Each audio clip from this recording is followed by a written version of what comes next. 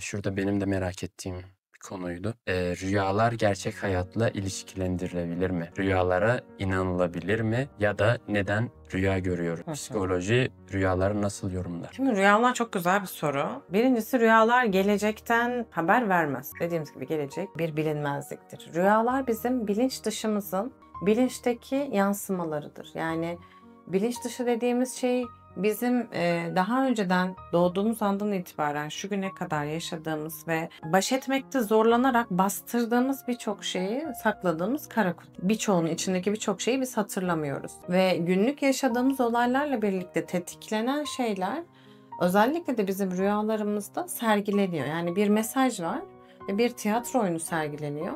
O tiyatro oyununun sana verdiği bir mesajı alıyorsun aslında. Rüyada gördün. Orada mesela kişiler göründüğü gibi kişiler olmayabilir. Mesela ben sizi görürüm rüyamda ama siz işte ne bileyim benim çok sevdiğim bir arkadaşımı bana çağrıştırıyorsunuz. Sizin görüntünüzde ben rüyamı görüyorum.